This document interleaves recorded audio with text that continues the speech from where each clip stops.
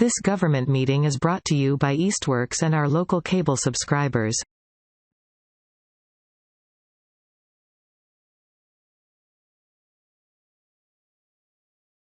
All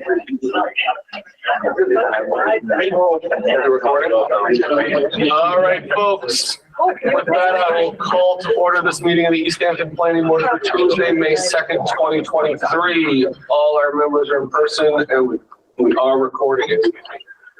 First on the agenda is public speak. Is there anyone who has anything to address that is not on the agenda tonight? Yes. Please come on up. Name, address. Okay. Rick Cernak, Stratford Properties, 100 Northampton Street and 0 Mountain View Street. This is about Starbucks. And I just have one thing to say. There's a provision in the conditions for a potential location of future connection to the adjacent parcel, relocation of parking spaces to be determined at time of potential connection. Now that's in their site plan that was approved.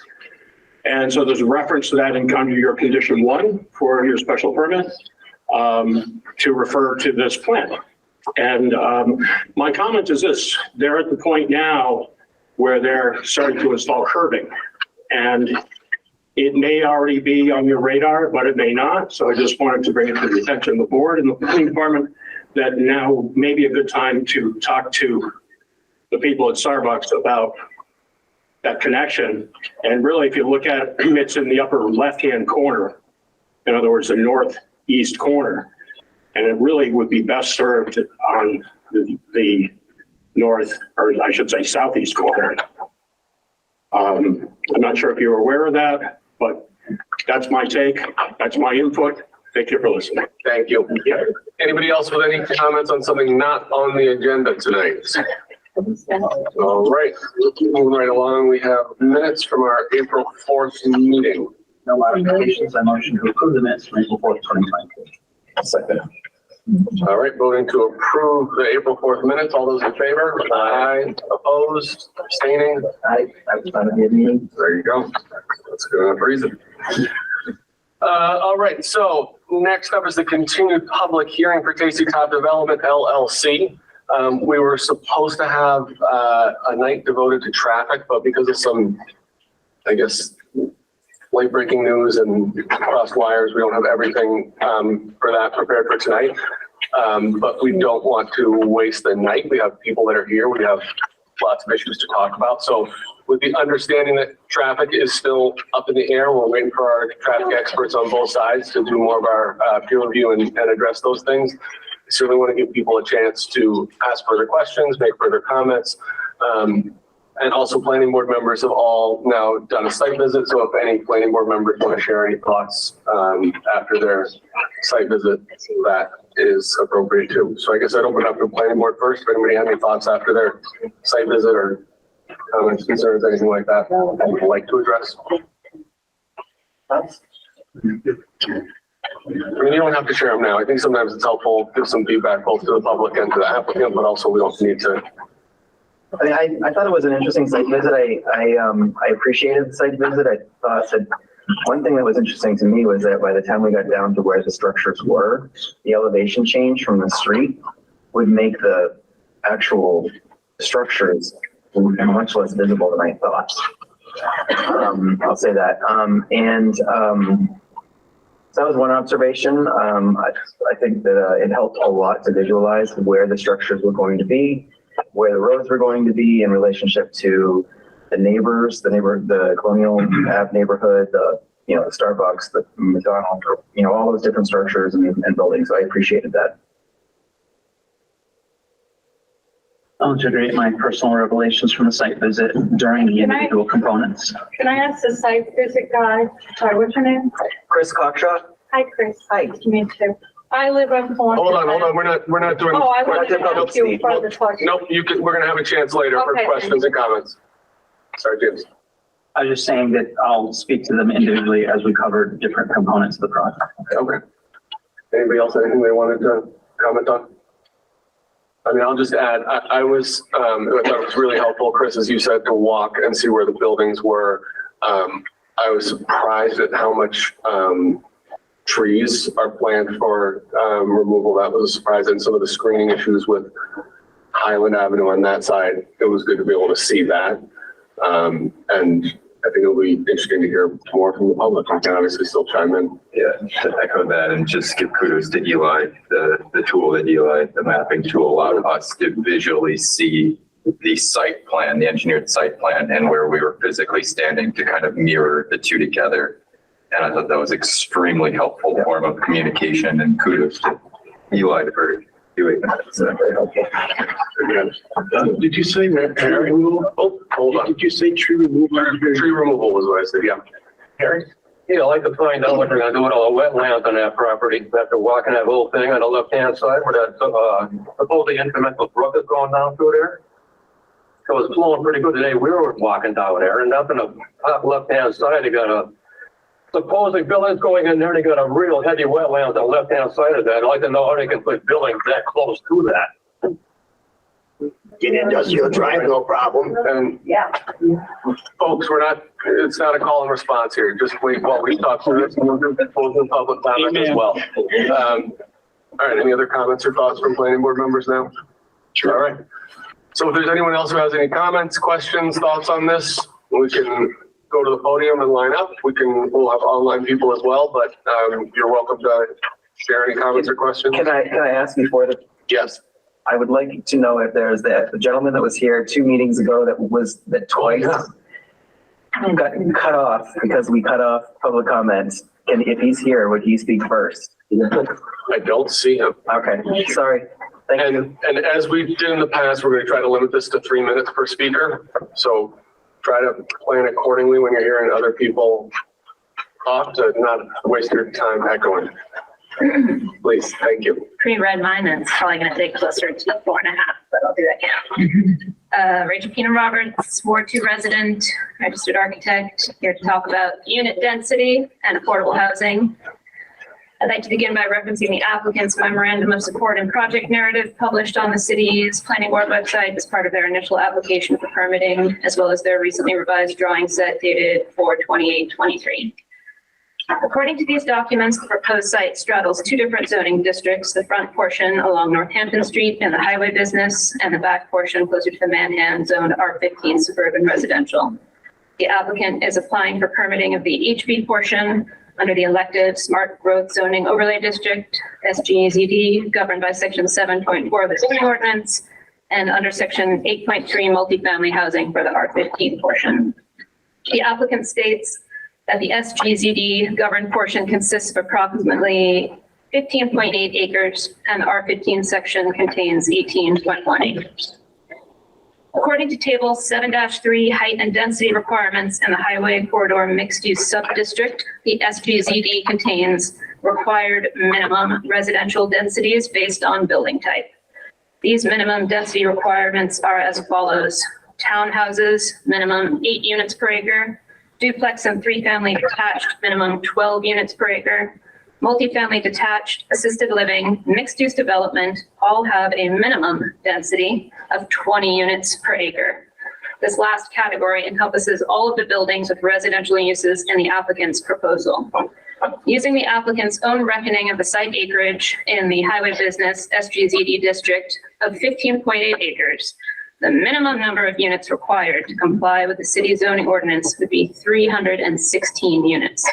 At the required 25%, this would mandate a minimum of 79 deed-restricted affordable housing units in the SGZD. The applicant's drawing set of 4/28/23 sheet C0 erroneously states units per acre requirement as allowed, aka a maximum, when it is in fact a minimum. The applicant is proposing to build only 44 total housing units in the SGZD. This results in only 11 units of affordable housing, less than 14% of the required minimum. Even if one takes into account the R15 portion of the site, the total number of units proposed is 202, less than 64% of what is required in the SGZD alone.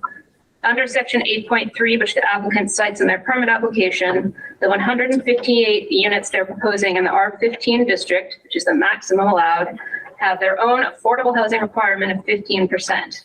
This adds an additional 24 required affordable housing units to the project for a cross-district total of 107 affordable units. The applicant is proposing only 35 units of affordable housing across the entire project, equal to less than 33%, less than 1/3 of the zoning mandated minimum number of affordable housing units for a project of this size. In fact, it's only 44% of the required number of affordable housing units required in just the SGZD. Taking in good faith that the applicant unknowingly misinterpreted the zoning ordinance in regard to the minimum density requirements, I expect they would resubmit a revised drawing set and narrative that aligns with the requirements of zoning, taking into account footnote B of the SGZD table of use section 7.5, which states that the total gross floor area devoted to non-residential uses within a mixed-use development project shall not exceed 50% of the total gross floor area of the entire project. The definition of smart growth in the city's zoning bylaw, section 7.4, is, quote, a land use development technique that advocates compact, transit-oriented, walkable, bicycle-friendly land use, including mixed-use development with a range of housing choices to protect open space and farmland, keep housing affordable, use infrastructure efficiently, and provide more transportation choices. The applicant's current proposal is neither compact, transit-oriented, walkable, or bicycle-friendly, nor does it contain a range of housing choices or protect open space or farmland or use infrastructure efficiently. I believe I've illustrated that it also falls well short to the tune of 63 units of providing even the bare minimum of affordable housing that the city's own regulations mandate. Thank you.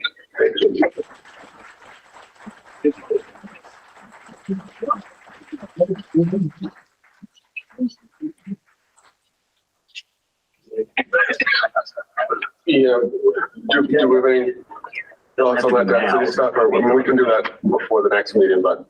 I would like to have a chance to look at it before the next meeting, but there are, that may or may not be the case. I need to double check some information with the applicant, but there are some waiver opportunities built in. So except for the affordability range, there are waiver opportunities. So whether we got to that stage and understood with clarity what waivers would be necessary, don't know yet. So but we can do some planning analysis on that. Affordable housing. Gotcha. Right.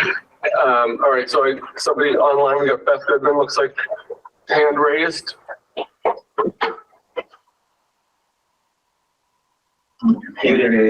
Yeah. How about that? There we go. Now? Yep. Okay, good. Well, I'm not certain whether my comment falls in your description of traffic. My concern is our clients are 102 Northampton, and the concern is the alignment of driveway. And the applicant submitted a comment letter from an attorney, Don Abel, saying it's not good planning to align their driveway with Mountain View Street. And the reason is that he doesn't feel that development is likely on Mountain View Street. But your master plan includes the goal of promoting residential development, and the back of Mountain View Street, if developed, would be additional residential development in this location. So we just wanted to pull the attention of the board to that. And I don't know if David Loring is in the room. He is the traffic consultant for our client. And if you said you're not entertaining comments on traffic, then that's fine. But he did prepare a concept plan, which we have paper copies, should have paper copies available in the room. And if you want, he can speak to that now. I don't have an objection to comments on traffic. From our perspective, I think we're still waiting for the peer review and the applicant's response to that to be completed. But I think if there are speakers that would like to address traffic issues, that would be fine. Good. Is David there? He is, it appears, here. I would Not to take anything away, so it's entirely your discretion, but not going to so much focus on traffic as functionality, I guess I should say. So, good evening. Thank you for allowing me to speak for just a few minutes. I'll keep it brief. We were asked on behalf of 102 to look at this. I offered comments at the previous hearing. In advance of this meeting, we were asked by our client 102 Northampton Street to prepare a concept plan showing how Mountain View could align with an entrance into Sierra Vista Commons and what that might look like, taking into consideration the amount of traffic that's out there and access to the abutting properties. This particular concept does align the new entrance. It allows for north and southbound turning lanes within Northampton Street. It protects Mountain View as far as access in and out of Mountain View streets. I understand the fire ants has been permitted to allow their exit traffic to come out Mountain View. Under the new development, if there is an offset intersection, it's going to be nearly impossible for traffic coming out of Mountain View Street to enter Northampton Street in a left turn movement that is heading northbound. By the same token, if you were heading northbound on East Northampton Street, trying to take a left onto Mountain View Street, it would effectively be blocked by that queue. That's been pretty well demonstrated through the previous traffic consultants, both for the applicant as well as for the peer review by the town. So a signal is going to be warranted at that location. I think everyone has come to that conclusion. It's a matter of if and when and what that geometrics might look like.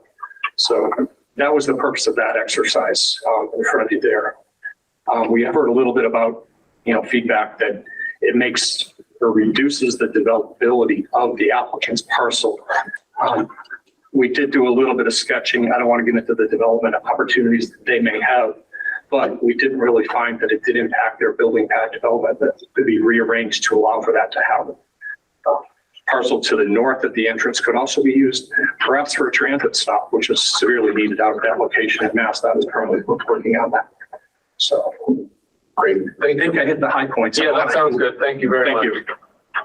And if I could add to that one more comment, Mr. Chairman. Please. Thank you. Your Stantec, the peer reviewer, and others have commented that Stop and Shop, supported by Van Ness, Heng, and Bruslin, made the analysis and assessment before that the intersection traffic signal should align this driveway with Mountain View. And that was approved by both the city and DOT before. And we would urge you to ask the applicant to respond to that. And in fact, that is why my client went through the effort of retaining its own traffic consultant and advising you on the redevelopment issues here, because the applicant has been unwilling to produce that concept or even to agree to look into that issue. And we ask you to reinforce your Stantec reviewer's comments. And that's also why when Mr. Cernak stood up today and talked about Starbucks and their condition to align with adjacent development, that also would be reflected in the revision of traffic coming in and out of Starbucks if they had a rear access. And even at Burger King, your own consultant Stantec said, should Burger King have a rear access through the Sierra Vista development? And that all should be part of this consideration. Thank you. Thank you. Any other comments from the public? Questions? People can make their way down to the podium. We can Maybe queue up. Yeah, form a line. Mary Lou Dodge, 4 Lux Avenue. And I'm thinking we're going to find out what kind of town we are in a very clear way from how this project goes forward. Kind of read through my notes, but I'll make it short. Environmentalists are talking to us about how we can work to slow global warming. And mostly they tell us to think globally and act locally.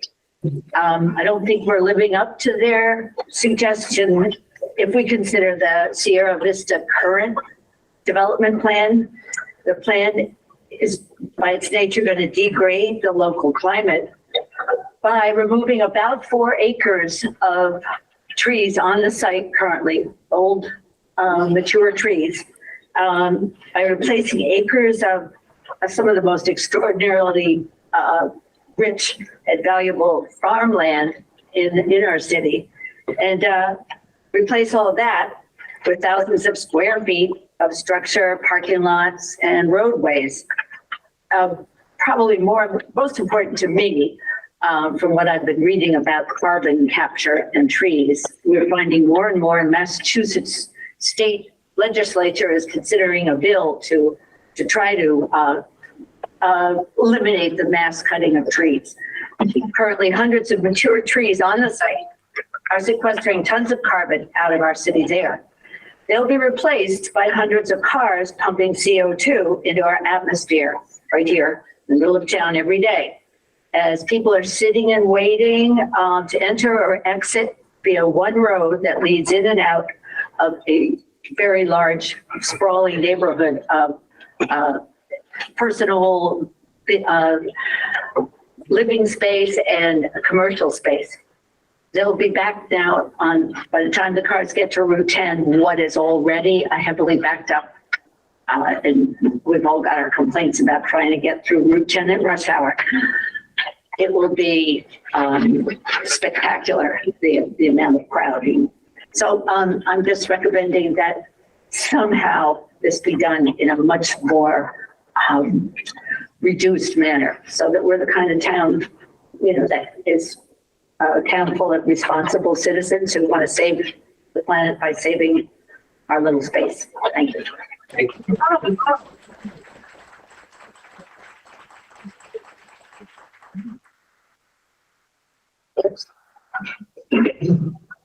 Marty Klein, 7 Stone Path Lane. I have a question and a couple of little comments. Jeff, or any of you, can you tell me what the total size of this project is? Because in the first traffic study that was produced by the applicant, they used 500,000 square feet of commercial and mixed use development. Is that accurate? Is that a number we can put out there? Do you want like the total limit of work? The total amount of development, building space, if it were, as it were. Like the size, like buildings and parking lots and stuff, or the acreage of the whole space? They stated it at 500,000 square feet. So I'd like to know if you agree with that. No, I'm just trying to, I don't have the number off the top of my head, but I'm trying to figure out which number you want. Are you talking about the size of the parcel, or the size of just, what is currently grass or forest and will be something other than grass or forest? According to their latest plans, what is the total square footage of buildings that will be built on the site if it's all completed? Square footage, so just the footprint, not the floors, just the footprint. Permeable surface, I think is what. Well, he's asking for buildings, not parking lot or driveway. And we can come up with that, but I don't think we have that number off the top That of our would be head. useful. Thank you. I appreciate that. Sure. I don't think we really know what the end game here is. It's an assumption, but developers can do a lot of things. And he has other possibilities with this land besides doing what the plans say.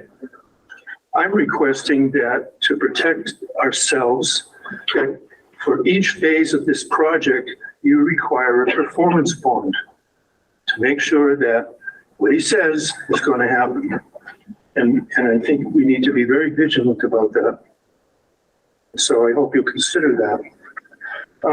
One other thing, I know we don't have anything in the books about it, but I believe back in the 70s or 80s, maybe somebody else might know, Bernie Gall stripped a lot of farmland to do buildings. And I believe the planning board had them stockpile that farmland soil that was taken off. So here we're talking about, I think, 23 acres of prime farmland soil being stripped away. They're not making any more of it. Well, they kind of are, but is there a way that we can require the developer to stockpile that so that it could be used for other area farmers?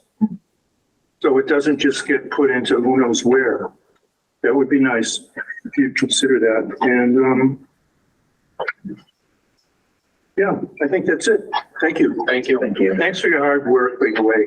This is such a complex project, I know, and I'm sure your heads are spinning 24/7 with it, but thanks for your good work, everybody. Thank you.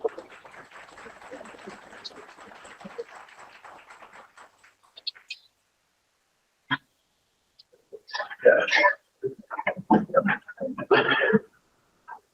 evening. I'm Ted Seymour. I live on Lawndale Street, Easthampton. I've been here my whole life, and I've seen many developments happen in that area as I was a kid. The industrial park was one of them that was developed on the wetlands to begin with. If I was a little bit older, I would have fought that project. Harry, you're right. The walking beside Tasty Top is wetlands. It is farmland and wetlands, that's part of it. That should not be developed on that property. The traffic is horrendous to get in and out of my street. It's totally uncalled for.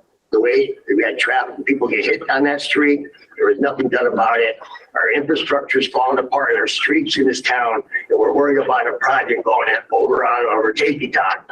The house that was there was a historical site that should never have been removed from the city of Easthampton. Whoever removed that, that should have been redone over as a historical site of Easthampton. So I totally disagree with this project altogether. If you go forward with it, being developed on wetlands, I am going to hire a lawyer and I am going to file a suit against this town of Easthampton. Thank you. Thank you. Just to clarify, correct me, didn't the historical commission rule on that structure, right? It did not qualify for protection? Correct. Okay. And unfortunately, it had fallen into disrepair under the previous owner. Yeah, the historical commission reviewed it, as did the state historical commission, and it determined that it was not a significant structure, which our local ordinance says that that's not to allow it to be demolished. Good evening, Leslie Cernak, Strathroyal Properties, 100 Northampton Street and 0 Mountain View Street. This is a very minor point, but I just wanted to mention that there was a letter from Stentech to the planning department dated April 28th.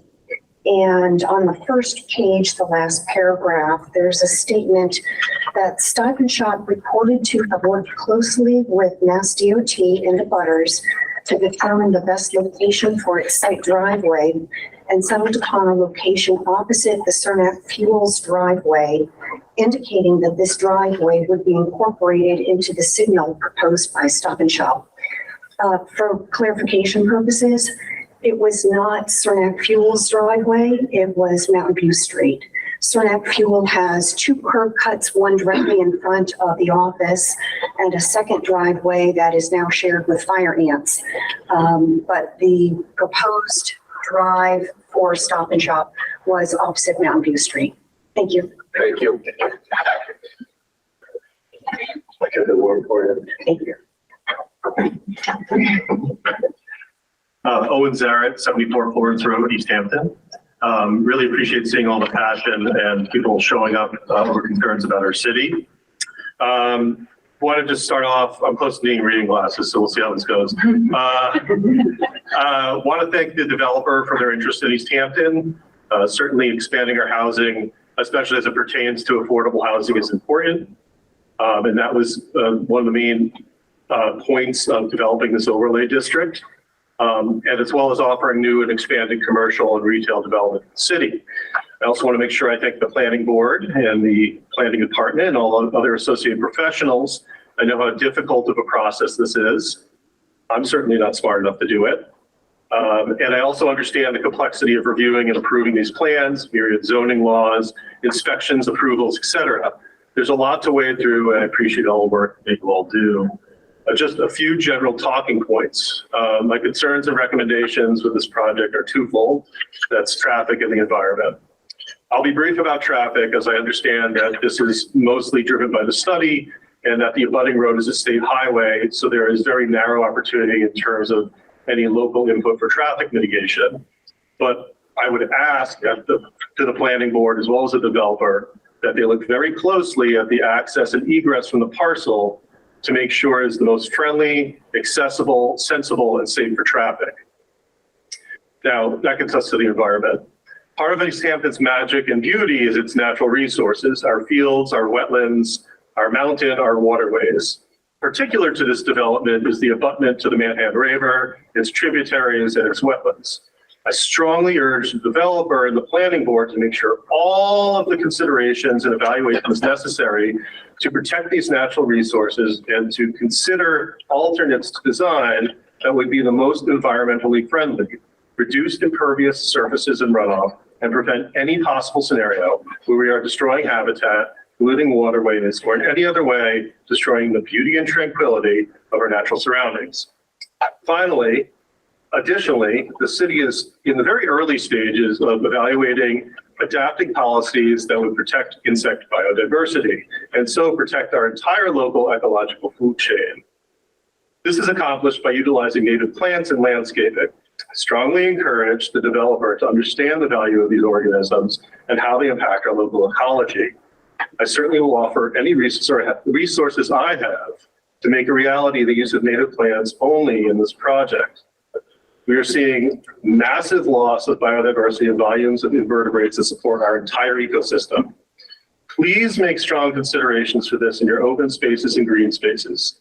Consider reducing lawns as much as possible so as to preserve water resources and reduce the use of pesticides, as well as high nitrogen fertilizers, as well as reduce the carbon emissions from mowing and weed whacking, which very much aligns with our current city's climate action plan. Thank you very much. Thank you. Where are we? Where is the Conservation Commission right now with their review of wetlands and the environment? Comments that we did. Right, so I tried to capture that in the updated memo. The Conservation Commission has two areas under their consideration. So things regulated by the Wetland Protection Act, and then the city has a stormwater ordinance. So both of those items, which include a long list of 8 interests, are under the Wetland Protection Act, and then there's a list of objectives under the stormwater ordinance. The Conservation Commission has reviewing the application since about December, and recently voted to seek a peer review of the applicant's information. So I think that subject to final approval, that they're looking to vote to seek the peer review on May 8th. And then under their timeline, the hope would be to at least have an initial review by July 10th. So, the Conservation Commission has asked for additional information from the applicant. They've provided that. And then the Conservation Commission is asking for a peer review of that information as well. So that encompasses a lot of some of the concerns that have been raised by members of the public here. So protection of water supply, protection of groundwater, flood control, prevention of pollution, protection of land containing, those are protection of wildlife habitat are, the relevant items under jurisdiction of the Wetland Protection Act. And then the stormwater ordinance has kind of a long list of items, but there are things such as the prevention of the discharge of pollutants, minimizing the volume of and rate of stormwater discharge to rivers and streams, erosion, prevention of erosion and sedimentation, calculations of pre-development and post-development runoff, aquifer recharge, thank you, Danny, and then low impact development items, and then coordinate site plans that include open space and similar community plans. So there's a wide range of information that is before the Conservation Commission at this point. Great. Earliest would be July 10th, possibly after that. Anything coming from the Conservation Commission that we can incorporate into our deliberations. That would be my understanding. And the Conservation Commission has a wealth of information that has been provided to them, but then they sought the peer review to have that third party independent source kind of check it, validate it, and provide recommendations. Great. Thanks, Jeff. Sorry to keep you waiting. Sorry. That's okay. I might be a little quite repetitive. I'm going to be repeating some things from the last meeting because I'm sure there's new neighbors here this evening. My name is Lucille Kostick. I live on Plymouth Avenue. I am a lifetime resident of Easthampton and longstanding member of the Pascomic Conservation Trust. My husband and I bought our home on Plymouth Avenue in 1970. So we have lived in the neighborhood abutting the proposed Tasty Top project for 53 years. As you already know, we, along with our neighbors, are very concerned about the proposed plan of this project, especially the large size and area that it covers. Hardscaping, like 90% of the land with asphalt, cement, and buildings.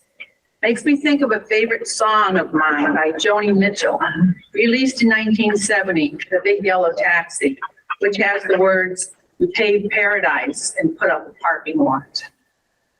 We are not against development, but let's be smart and sensible about it.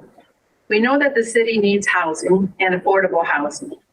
We definitely need childcare, but hopefully not to the detriment of wetlands, existing neighborhoods, wildlife, and especially the Manhan River. This proposed development is at a higher elevation, which then slopes down toward our neighborhood and the Manhan River. We have a great deal of rock ledge in the ground in our neighborhood, which creates a high water table. So we who already get water in our yards and basements with rainstorms are concerned about our problems increasing with all the runoff from that project, despite all of the filtration and detention basins they're talking about. I know this is not your expertise and more for the Conservation Commission to go through, but it still needs mentioning. The developer already has infractions against him with the Conservation Committee. That makes it difficult for us to have trust that he will protect the environment. We, of course, are extremely concerned about the huge increase in traffic that not only this project will create, but also from the Starbucks and other future new businesses that will be coming in this area. This 2-lane highway is not capable of handling all that traffic. It will turn into a parking lot, like the song says, all along Route 10, one of the main corridors into and out of the city. It will make it less safe. Hopefully there will be a traffic light and a safe crossing there for perhaps a lot of the children that will be using the Roots building that will maybe be walking or biking there.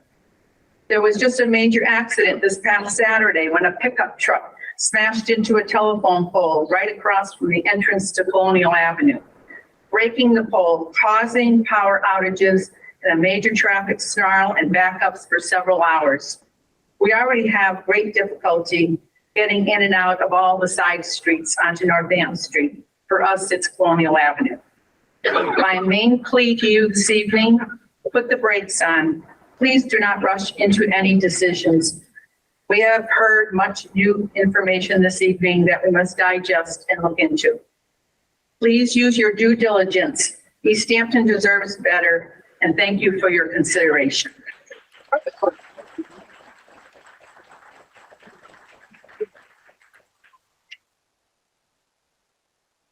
Hello.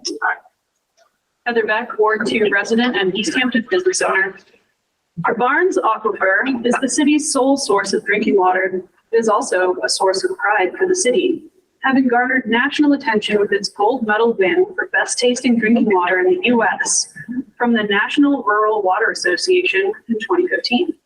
I personally know of at least one successful brewery that chose to locate operations in Easthampton due to our exceptional water quality. The applicant's memorandum of support from their initial application set states that the site is not over any known aquifers. According to the Pioneer Valley Planning Commission's Barnes Aquifer Protection Advisory Committee overlay map of the city of Easthampton, the majority of the site that lies to the north of the so-called intermittent stream, as denoted on the applicant's drawing set, is in the Zone 2 Aquifer Protection Area. A report titled Aquifer Protection Study of Barnes Aquifer for Easthampton, Mass., published in 1990, states that the quality and quantity of Easthampton's groundwater supply are in long-range jeopardy because of low recharge and increased urban development in the town.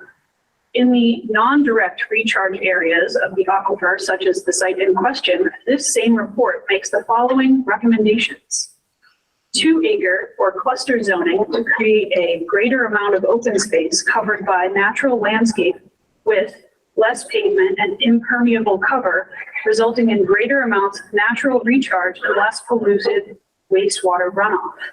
Additionally, the report recommends conservation easements and other protections for critical open space and the protection of wetlands in the aquifer recharge zone, noting that if the wetlands can't be purchased, they should be protected from the kind of development that impairs groundwater supplies.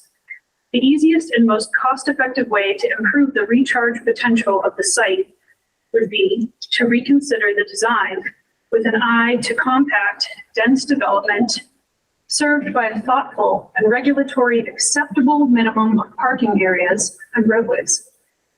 Barring that, there are many permeable pavement options, which, according to the EPA, in addition to reducing the runoff from the rain that falls on them, can help filter out pollutants that contribute to water pollution. Permeable pavements can also reduce the need for road salt and reduce construction costs for residential and commercial development by reducing the need for some conventional drainage features. Regardless of the path chosen by the applicant, I believe that the planning board should require them to revise their initial memorandum of support to accurately state the presence of the aquifer protection zone at their site, so that it will be correct in any documents under review by the city, the public, or the relevant state agencies. Thank you.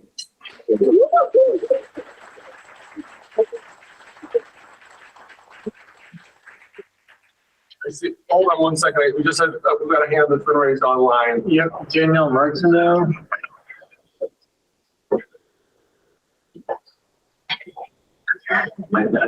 Daniel Martineau, are you there?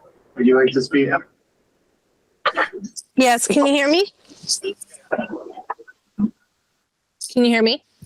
Yes, we can. So I just had a general question. I feel like this is a really unique project because there's 7 phases. And I'm wondering, are there going to be separate hearings for each phase? Because I feel like there's just so many details in so many of these phases that I'm not sure I'm not sure we're going to be addressing a lot of the details. I have a lot of questions about the pad site or the restaurant that will be adjacent to my property. I live on 89 Northampton Street. But I feel like there's just so many things to talk about right now that there hasn't really been an opportunity for me to ask questions about that. The one question I did ask in previous meetings about having a 3D rendering of the building, the owner said that there are not 3D renderings of the building because it's phase 7. So that is a concern for me just because I'll be living next to this property. I want to know like what it will look like, the details, where the dumpster will be. I think in the project's map, the dumpster is at a location that isn't a great location for my property. It's right next to my backyard. But if there's a separate hearing that will be had, I'd rather address that during that hearing. There's a lot of things that you can't predict in 7 years from now. Traffic will be different in 7 years. I'm not sure why we're having a traffic study about a project that will be here 7 years. Because most likely there will be other developing places along Northampton Street that we're not accounting for in the traffic study. And so if we're having a public hearing after every phase, it would be a lot easier to address and mitigate concerns. So I'm not quite sure if I'm missing something. Maybe there are public hearings for each phase, or is this just like one big decision that's going to be made for a 7-year project? So I'll take a stab at this, and Jeff can tell me if I misspeak here. But the application is for the whole permit and site plan approval for everything. And I think there's a couple considerations on that side. One is getting the financing for the affordable housing and financing in general. The other is the Northampton Street State project with Mass DOT, which needs a certain level of permitting to proceed. There's also the ability for us as a planning board to condition various things on coming back and having more follow-up or evaluation whether it's, I guess, things that are more aesthetic in nature, like design and location of a dumpster, or whether it's some further phases where you say you cannot go this far unless you come back here and represent, and whether that is determined to be feasible. How we do that versus what the developer is looking for is not something we've gotten into at this point, because we're still sort of trying to get over the initial hurdle. So I think that's sort of a long way of saying that the applicant has asked for everything now for a variety of reasons, and the planning board has some flexibility on that and other conditioning that might end up being not palatable. Check-ins, things like that. So, and just to briefly on the traffic stuff, there is built into all of this real science forecasting what may or may not happen. So, I mean, they do a lot of this for things that aren't here yet and will be here soon. And some of it is guesswork, but is at least an informed guesswork, I'll say, rather than just let's wait and see what we build and then determine what the traffic's going to be after we open up.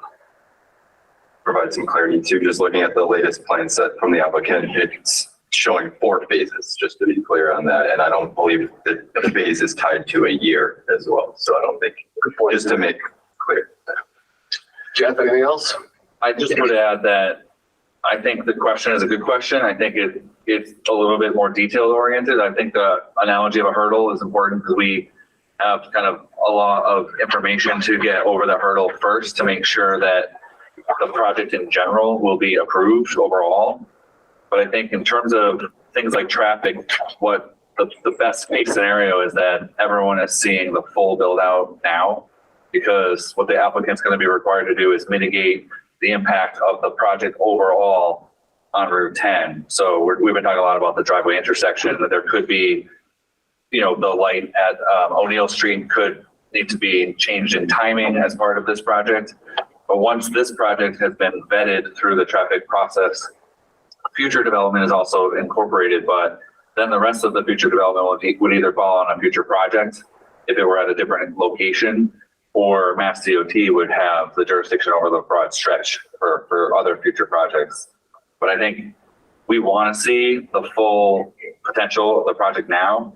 And I think the planning board does have the ability to have, the planning board will have to give some type of approval for whatever phase you're comfortable going to. But if it's the last restaurant, you just want to know that the restaurant was approved, and then the details of what the restaurant facade could look like or where the dumpster would be located would be subject to at least a meeting and plans and, careful review of that specific detail.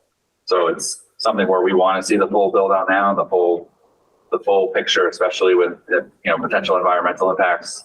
The Conservation Commission is looking at the full project because we don't want that to be segmented over time. We want that to be the full view. So that's kind of how it's set up, at least initially. Can I ask a question about that? I just want some clarification. Thank you for answering that, because that does answer a lot that I was wondering about. But the project has 4 phases and it's over an estimated 7-year period. Is that correct? I can't remember if we've had an estimate for the time period for that. More close to 5. Closer to 5, they're saying right now, but okay. Nothing, there's no timeline or condition as of yet for what the timeline would be for construction. And my last question, in regards to what the city planner was saying about, so there'll be a separate meeting for all the details. Now, would adjacent property owners be able to attend that meeting, or would it be like behind closed doors? What would that look like? No, it would definitely be a public meeting. Again, this is all stuff that we would have to determine as a board if and when we ever approve anything, is sort of what the follow-up is and what the overhead is.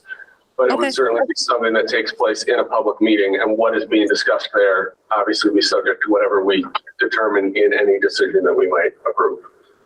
And on my time here, I don't think we've ever gone to executive session. No, it certainly isn't an executive session. We would hope that in a few months, if the board is contemplating an approval, we'll have a meeting like this where we'll have conditions mapped out and in draft form. And that's when we would want to make sure that there's enough protection of especially the immediate abutters. Right. To something like a restaurant, you know, that's something that's really tangible. I don't think we would send a butters notice for every detail of the internal workings of it once it's been vetted, but certain properties are closer to this than others. And so Danielle, for you and other people that are certainly in close proximity, it's not just coming to these meetings and thinking about the project, but also any discussions we have about phasing and future conditions or coming back to the board. That's all going to be times when you can also participate when we're drafting that decision and say, I would like abutters notices to be sent out. We can talk about that. So that's all stuff that still has to be hashed out. We haven't gotten there yet, but it's going to be a key part of this process, I think. Okay, thank you. Thank you. All right, sir. Roger Anderson, West New Terrace. At the last planning board meeting, there was some discussion of the some of the condensed footprint plans for the development, such as the one proposed by Wisconsin Conservation Trust. And if I'm remembering correctly, Mr. Belcher Tim, and I think you're doing a fantastic job writing this process. Thank you. But I think at that meeting, you asked the developer to come to the next meeting, so tonight, with either a revised plan or an explanation of why one wasn't possible. And I'm wondering if we're expecting that response still. I don't think there's been any revised plans submitted yet that have incorporated any of the other proposals. I mean, they're not obligated to do that. I had expressed personally an interest in that just because I think there's been some other good stuff out there that has dealt with a lot of these concerns that people have, but they're not obligated to do that. So you would ask for it, but it's not a legal request. Is that what you're saying? No, I mean, it's not. I mean, they're allowed, an applicant's allowed to put forward whatever proposal they want, right? So I mean, we can say there's certain things that we won't vote for and that might change that or things like that. But as far as modifying their project, they're always free to do that or not do it. Well, I liked your request last time, and I would hope the developer might consider responding to it. You are the chairperson. I liked my request too, but what I liked about it was that you asked for either a revised plan or an explanation of why one couldn't be done. And maybe there are good reasons why this is the only possible plan. But if that's the case, it'd be nice for all of us to hear about that. Thank you. Thank you.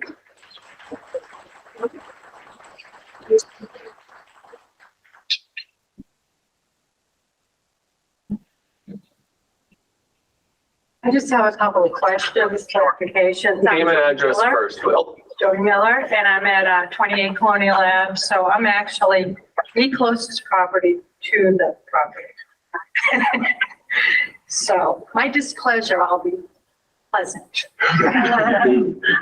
We'll wait and see. But my first question really is, and this is just the way I understand it, is that the first phase is going to be commercial only. Am I correct in that? Wouldn't it be better for all, we actually need affordable housing, to do the affordable housing first and then find out if it's a disaster or not, so we can stop the rest of the phases and actually get what the city needs, which is housing. We have like 4 houses for sale. So to me, it would make the most sense for the environment and for everything else to start with what is good for the city, not what's good for the developer. The developer wants to get the commercial stuff out first because that's where the bucks are. But that's where also the pollution is, thanks to all those people who did their homework, which I wish I had done, and you guys are amazing. I'm going to do my homework for the next meeting. But that is the one thing. I mean, we know it's going to be a traffic disaster. If no matter what the science comes back and says, I'm not a science major, I live in Colonial Ave, which means it's a 2-minute drive here. It took me 7, and I just go around the other way because my aggravation level rises. It took me 7 minutes to get out of my street and 2 minutes to drive there. I counted because I wanted to be able to say that at this meeting. And that was at 6 o'clock. If the meeting had been at 5, and I live right where there's a corner, so you have to be like really careful. I still can't figure out how the guy gets the pole. It's like the triple right hand turn. Where but I digress. Can that be something, I mean, I would understand the developer is not obligated to change his plan, but if he'd like his plan approved, also with the approval of the city, wouldn't it be better to start with what's good for us and not what's good for him? So.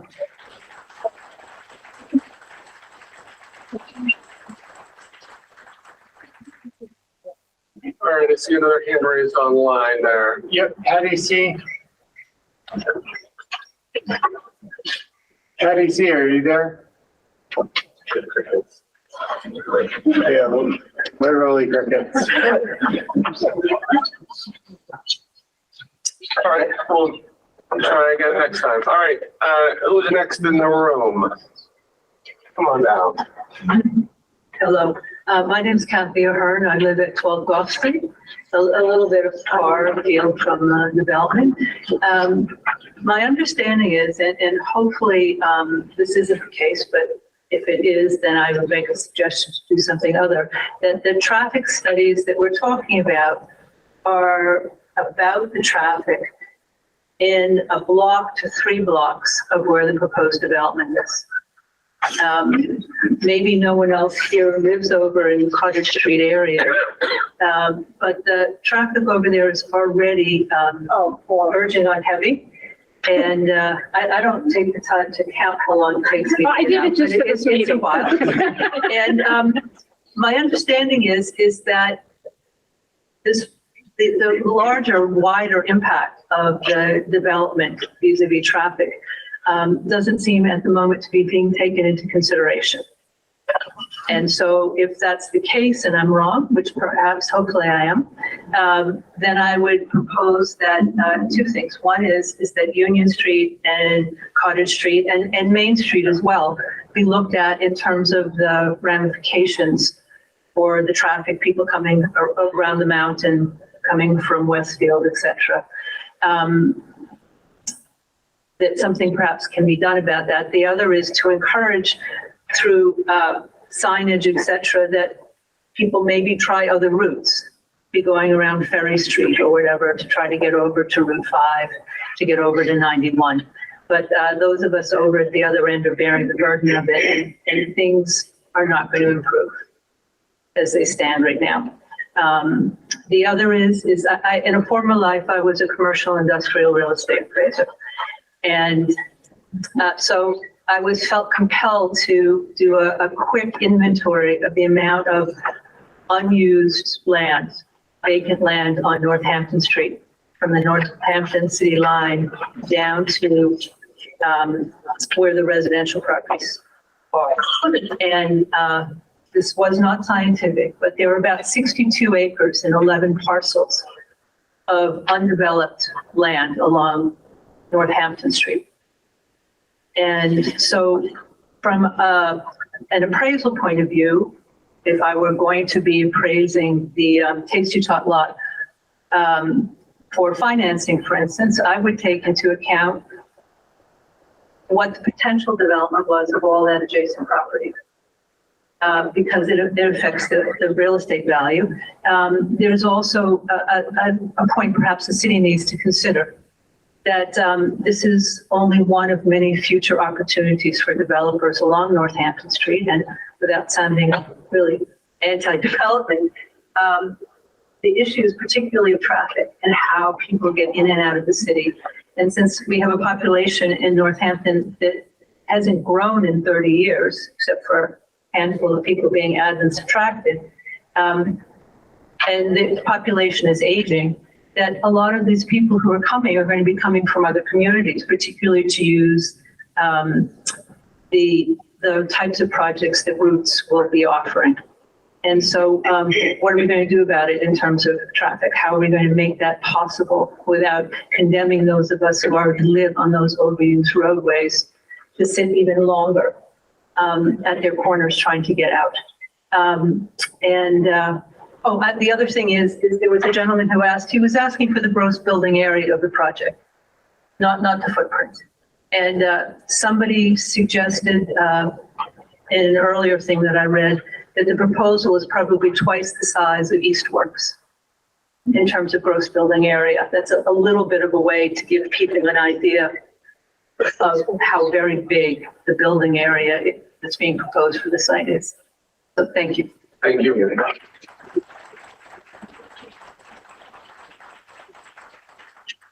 Anybody else? Come on down.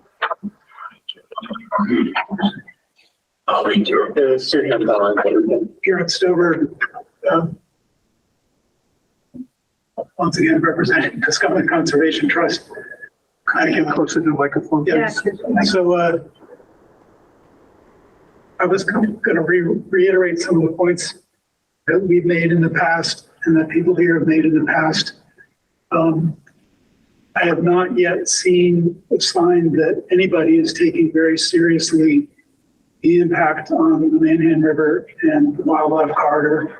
Doesn't appear, except as not included in the protected zone. The corridor is much wider than that. So I promised I wasn't going to repeat all that again. I do have a strong sense of deja vu and real regret. I have a picture looking down from Mount Tom from the early 80s up the plains, and it's all farmland. And this community at that point did not care about its water supply, the environment, and habitat. Things changed, and I sincerely hope that they have not changed back. Waiting to see evidence of that. And lastly, I feel that there's been a conflation of the smart growth regulations, which 40R, the very stringent obligations of the city to review projects quickly and improve them where they're appropriate. That does not apply to the building in the R15 area, and I hope that the planning board keeps that in mind. And the last thing I want to say is that communities that have dealt with 40B were in a situation where they had to accept whatever the developer put forward in the interest of creating affordable housing. Affordable housing is great. It did result in some real environmental and traffic and other disasters. And the reason that 40R was created was so that the same objectives of housing and could be achieved, but giving control to the city in terms of the quality of the development and achieving sustainable growth. And there are qualitative measures in there in terms of the nature of a project. Please apply those. Don't just assume that it's all about quantitative measures. Thank you. Thank you. I see Patty C has raised a hand again. Yes, I hope this time I'm on. I apologize. I disconnected. I just have a quick question. Can Easthampton's infrastructure handle a project of this size? Or is this going to end up costing us taxpayers money down the road? There was a moratorium at one time about the growth of Easthampton at a slower pace because we needed to upgrade our infrastructure. And I don't recall that we've done that. So how can we handle a project of this size? New mayor. Well, I mean, I think there's probably a longer answer, but part of this analysis is the water capacity and the roadway capacity for this project. So that's definitely part of what is being discussed now is that capacity. Right, and the city engineer. I think also. Yeah. And so, yep. Wouldn't it also be our schools, our sewer, our police, our fire? In general, the tax base for the individual homes paying for that self-supporting. Yeah, I mean, the DPW or city engineer has given us some information on water and sewer. The fire department has given us an opinion on like fire pressure on site, water issues, that sort of thing. And we're obviously in the process of, I mean, I think the roadway right now is not even really adequately serving what we currently have, but in my opinion, but that's also a state highway, so it's sort of beyond what the city can do on its own. So I think all of those questions are valid, and it's part of what this whole process is for. Okay, thank you.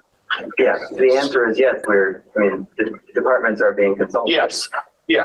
I mean, it is through this process that we are analyzing the infrastructure capacity of a larger project. Right. We don't contact the school, or it's assumed that new homes, new tax revenue, most of that money goes to the school. Yeah, right. Most of your taxes go to schools. Right. I see Sean has a hand raised online.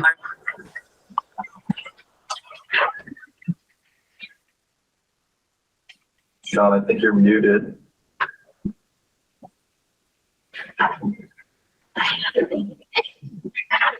If you're trying to talk, sir, please wave your hand. So we know. You're good.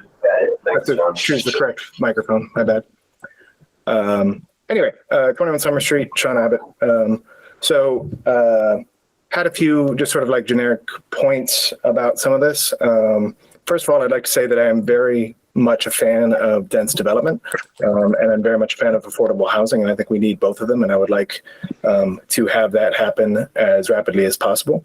I read a lot of the background materials and previous comments from this, and the stuff that I found the most compelling was Pascomic Trust's attempts to address actually increasing the density of this project in order to leave more open space and not go as close to the river and not affect the aquifer as much.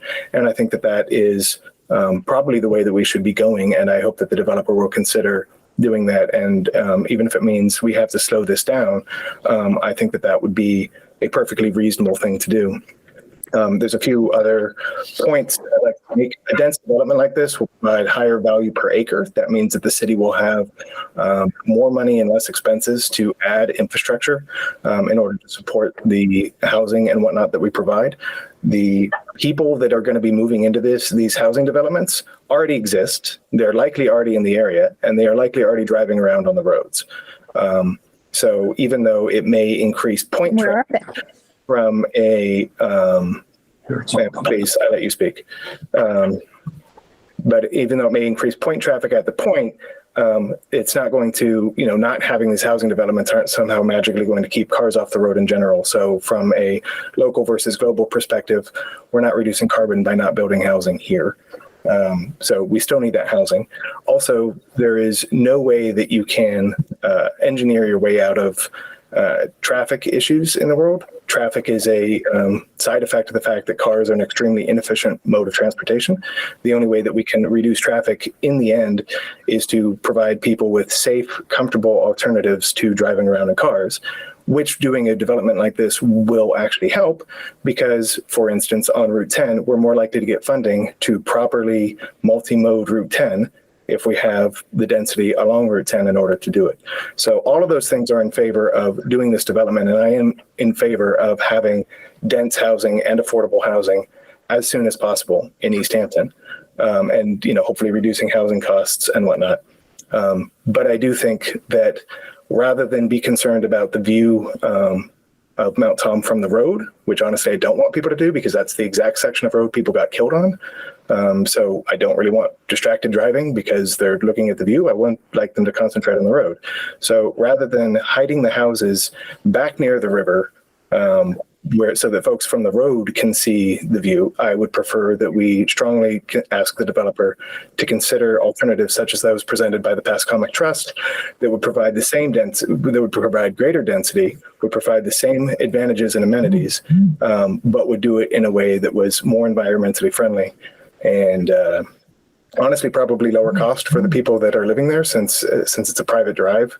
Those costs are going to be passed on to the residents in the form of like HOA or condo fees, I assume. So anyway, in support of density, not worried about traffic, but I would prefer an actual increase in density and more consideration of the environmental consideration. Thank you, John.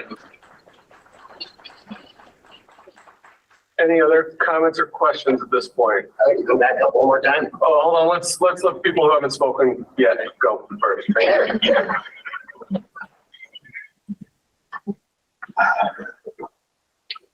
My name is Philip Lamb on Grove Street. I was heavily involved in come to all the meetings for Stop and Shop and dealt with all their traffic studies and stuff. I suggested at that time, and I'm going to suggest again this time, that there should be like a three-lane road system on Route 10 so that you can take a left or a right without blocking traffic. Right now, there's issues where you get a lot of competition to get where you're going, people in your way.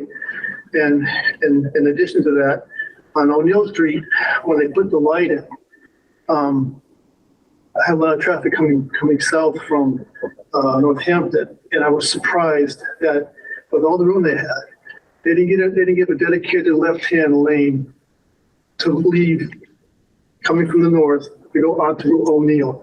So in all these decisions about road modifications and stuff, they should actually move the road more towards the west to allow people to continue traveling south without having to deal with people who are taking a left and stopping everything. So if there's a whole bunch more traffic coming from the north into this new development, they should allow there to be fairly peaceful transition. Thank you. Thank you. Decisions about the actual layout of the, that's DOT, I wish we did. I know. I agree. I mean, that's why you guys are talking to them. Hey, by the way, the same thing was brought up again. Yep. Anybody else? Again, realizing we're going to have more hearings, we're going to have to wrap this one up in not too long, but if there's a few more people that want to speak tonight, we can do that.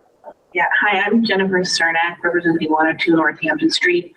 I mean, I don't really have a lot to say that's hasn't already been said, but I want to thank the planning board for looking carefully. I know this is the super complex issues, and I just want to thank you for looking carefully. I know you're looking at how to mitigate the impacts on both our residents and other local businesses.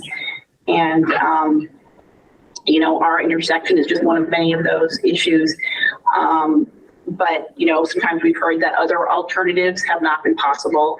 And you've already heard tonight from David Lauren that sometimes other alternatives are possible. And thank you for taking the time to take a look at those and see that other things are doable and are possible. That's it pretty much. Thank you. Anyone else before we open it up to a second time? All right. Seconds, right? There's just one subject I forgot to bring up. Like I said, I live on Lawndale Street, and you know the corner of the Lawndale Street, Northampton Street, the house we got on the corner there where all the skids and the lumber and everything, Herbie Randall. Well, he recently passed away. You know, it's a property being cleaned up. That's a commercial lot. So that's going to be coming on. The kid that owns it now is going to be putting it up for the market. So the planning board really got to look at the overall. That's going to be on the market as another potential Dunkin' Donuts, Starbucks, or some of these other chains are going to buy that lot. So that should really be consideration into the planning board as looking at the road project further down the road, because that is going to go on the market. Thank you. Thanks. Anyone else with comments or questions tonight? Story. When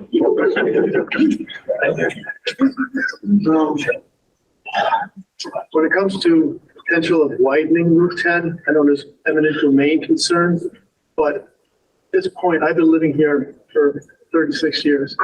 And it's time for someone for the people to give up what they have to some degree to serve the community. So you have more room to widen the road, maybe having, like I said, a third lane, the entire length from Rotary all the way to O'Neill. So the easier traffic flow. So I think eminent domain should be something that people should support as far as taking it for the cities and the community's use. Thank you. Okay, so we are obviously continuing this. Do we have discussions about a potential date that would work for at least getting the traffic stuff? I think it was June 6th, maybe, was a potential request. And And that was to incorporate, so the planning board has a peer reviewer, that's Stantec, provided comments to the applicant and they haven't had a chance to respond yet. So we want the applicant to respond and have time for Stantec to review that and provide, additional comments. It's a back and forth for a while here still, but that was intended to provide the opportunity for the applicant's traffic people to talk to the planning board's traffic. And did we run that by Rick at Stantec for June 6th day? I did not specifically run that date by him. He wasn't supposed to be on the call, but okay. So the I am on the call, Jeff, and Oh, Rick is on the call. I Right? knew- So yeah, no issues with June 6th for me. excellent. Thank you. And then Member Harmon asked about PAR, and so my understanding is that some of the Cernak family have hired their own independent traffic consultant in that PAR, so that's the information you received earlier. Yeah, I just read it through it. It was on the record. I was just curious how it got there. Right. Gotcha. That day works. Yeah. Yes, this was their date. June 6th works for them. Okay, so before we make a motion to continue, so we will hopefully have full traffic information. And obviously we can still talk about anything else. Anything else we want to have people looking at or thinking about or applicant doing between now and then that we talked about tonight. Hopefully at that point, we can really start to narrow in and make some decisions ultimately, although we'll still have to wait for the Concom for July, so that this is gonna be a process even past that, there's no way around it.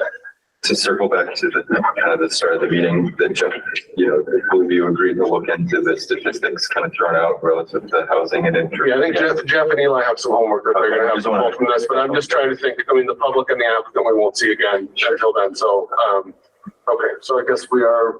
I think, you touched on it and it was a discussion that happened last time and then you reiterated any ideas of alternatives. I think we need to have the applicant either respond to that at the next meeting, whether there's any consideration of that, explanations to that, options or not, because I think that's gonna dictate how the board handles the next couple meetings I certainly thought that would be helpful, and I would encourage them to do that so we can look at other options or talk about why some of these other proposals don't work, even if it's just from a financial perspective, right, which is totally fair. I think that will help us, as Jim says, narrow the scope into some more concrete examples. I think would be helpful. Yeah, Harry? We're supposed to have a walkthrough with the layout of the whole place, all the buildings and line and everything else of that whole property. What happened to that? For visualization. Can we do that? So we, the visualization.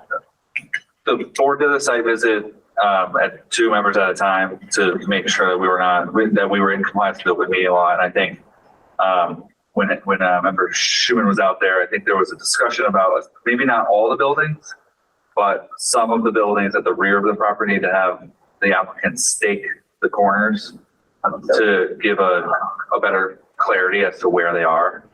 So there were 2 sections in particular, if I recall, Harry, that there's one building that is accessed by a driveway. The back left-hand side, I'd like to see that laid out exactly what was housing or planned on being. Where they're gonna lay that out to, exactly how far in the woods they're gonna go and how, where that layout's gonna be. Okay, so if we want to coordinate another site visit or something, then we can do that with the applicant and not in the public meeting. So we can coordinate with planning department and see if and how that would be feasible. Right. I think we would need the applicant to agree to the stake out at least. So I think it's the residential buildings in that R15 area in the back. Yeah. Okay, so we can talk about that. Okay, so I guess June 6th is 6. Yeah, Chris, did you have someone else? Well, so the more I'm thinking about this Mountain View Street and the entrance, I know the applicant is resistant to looking at an entrance that is across from Mountain View Street because it's a possibility that you can't get those paths in, but I challenge you to think about it because I think you can. I think there's ways to get those 2 paths in still. They might not abut Northampton Street directly, but you can still pull in and then pull into your restaurant. So I would really encourage you to think about ways to align that, because I think from a traffic point of view and a city point of view, I think it makes sense to align it. So I request that you come to the next Which meeting. we evaluated it, and there's an alternative with a roundabout there, and that accommodates Mountain View. Okay, so we can, So we are working on that, and we're working with the DOT, and we've had conversations already with them. So at the next meeting, I think will be more clarity about that. excellent. Okay, great, thank you. Anything else before we vote to continue? Motion to continue the Tasty Top Development LLC to June 6th at 6 p.m. All right, voting to continue to June 6th at 6. All those in favor? Aye. Opposed, abstaining. All right, folks, we will see you all back here June 6th. Thank you, everybody. Thank you, everyone. We do still have more items on our agenda, so if people can take their conversations out and we can get home sooner. All right, so, nobody. Well, we should have, like, so there's still. Yeah, At some point, Marty. Okay, great. If nobody objects, I would jump to 4749 Cottage Street. My understanding is you're going here for June 6th. That's correct. Yeah, Kevin's here. So, folks, please. Please move to the outside so we can keep our meeting moving. Thank you. So next up on the agenda is 4749 Cottage Street. Board to determine whether proposed changes to approved building facade 2021 site plan approval are minor and do not warrant reopening public hearing, or are major and do warrant reopening public hearing. There's someone here to speak to this. Someone very patiently. Thank you. Podium, please, sir. Kevin Perry from 5 Star Building Corp. On behalf of Green Hill, 47 Cottage. So I believe you have the drawing and. Yes, I have to admit the zoom in on it was very hard for me to make out any kind of the notations. Like I couldn't just give you. I can, I would love it. Oh, you have copies. I don't know if I have enough for everything. I got it presented on the screen. I'm all Yeah, can you do that? That's it right here.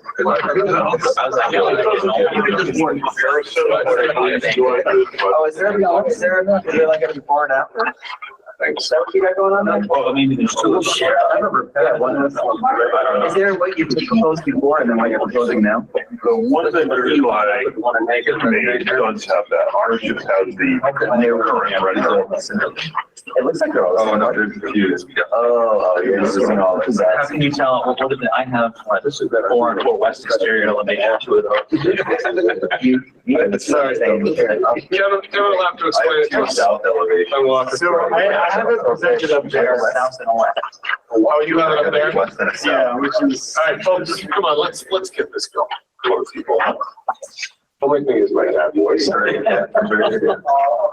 All right, so Kevin, can you just explain what the change is here? Is this the what Eli prepared that sort of shows it? Yes, so essentially,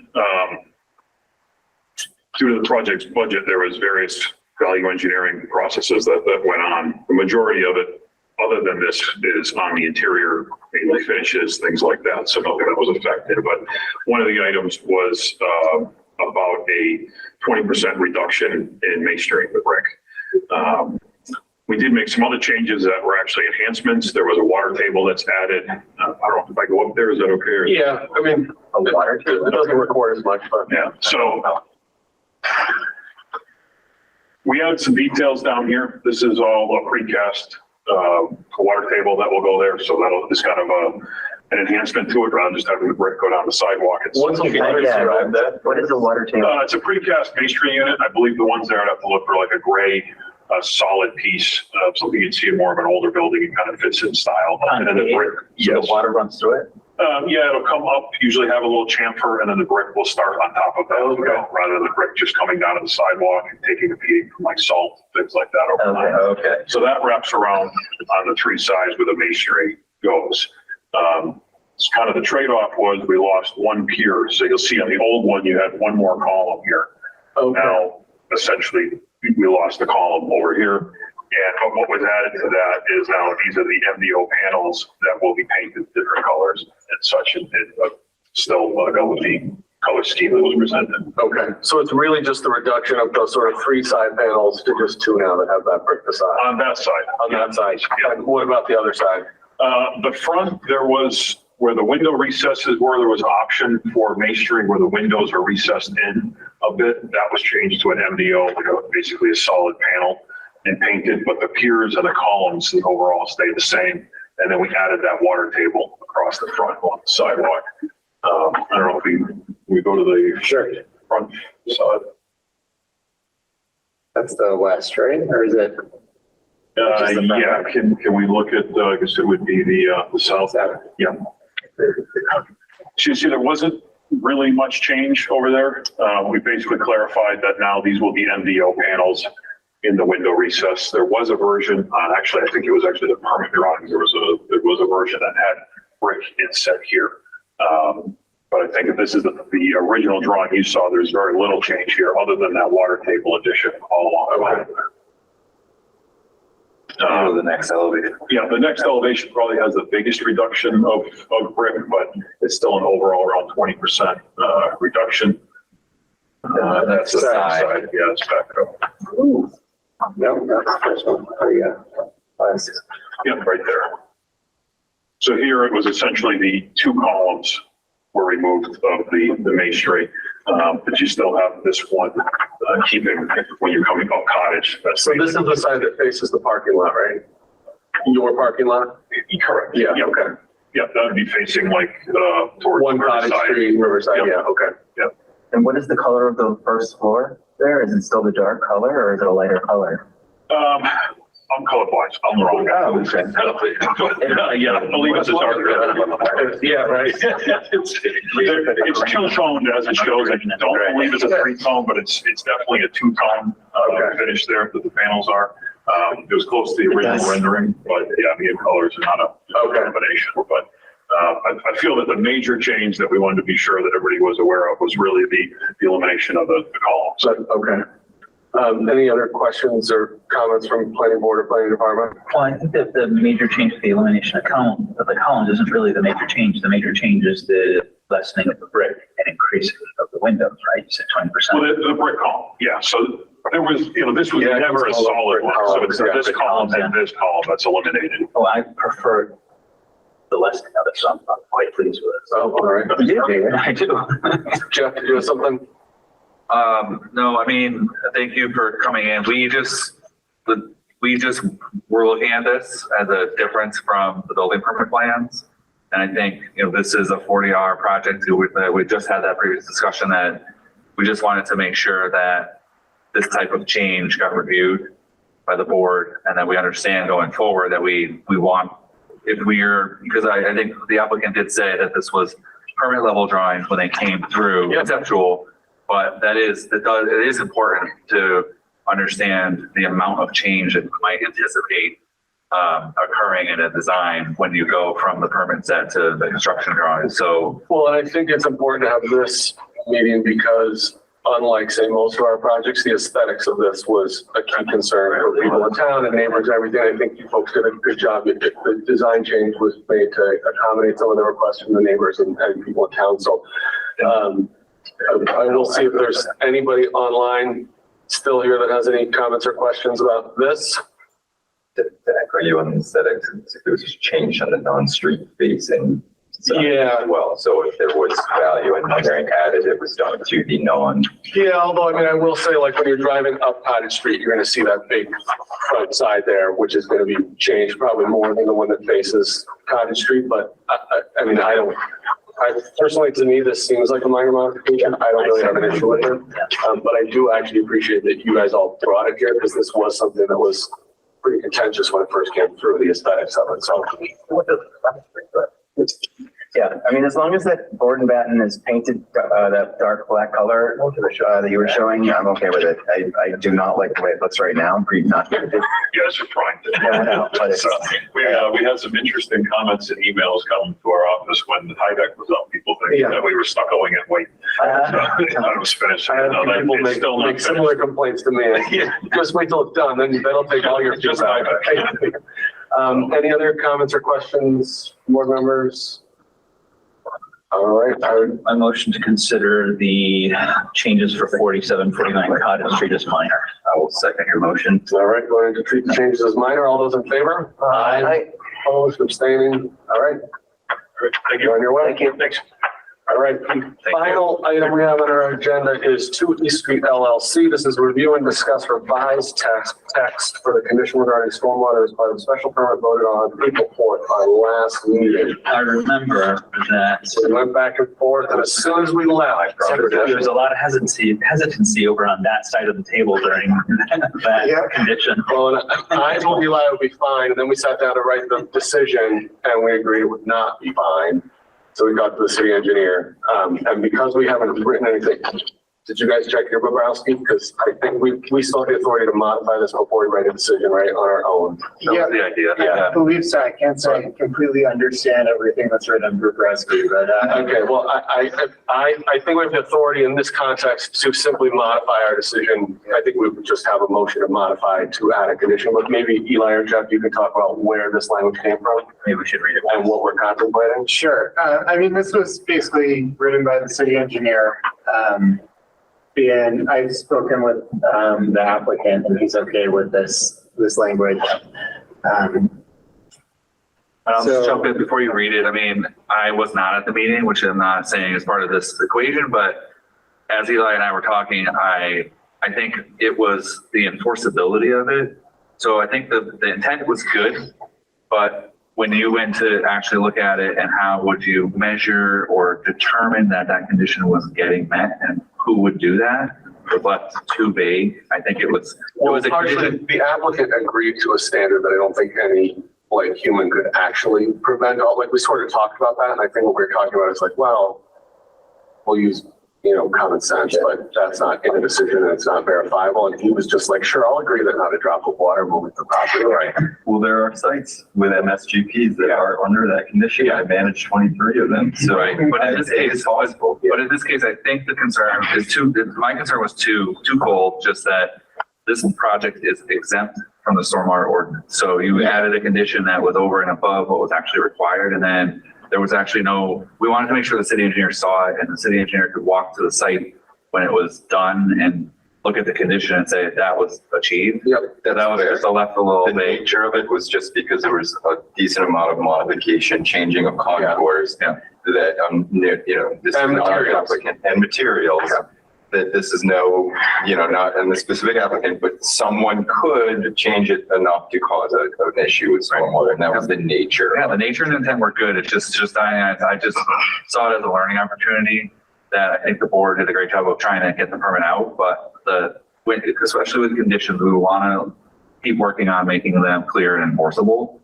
Otherwise, they're not going to serve the purpose that you want. So I think just creating conditions on the fly, that's the trick we want to be thinking about is we could be just punting it for one more meeting, get the city engineer's input, make sure that the condition is enforceable if it's important. Well, we've certainly had issues over the years. Right. So I think it was just what we've had issues over the years where we've, James and I have certainly voted on conditions and then someone comes to enforce it later and you go, damn it, I didn't quite need that, this, and you can't enforce it, it's gone. So good job, you guys. Eli, he stood strong and told me I was wrong. And so kudos in one meeting. I'll read this in the record just so everyone knows.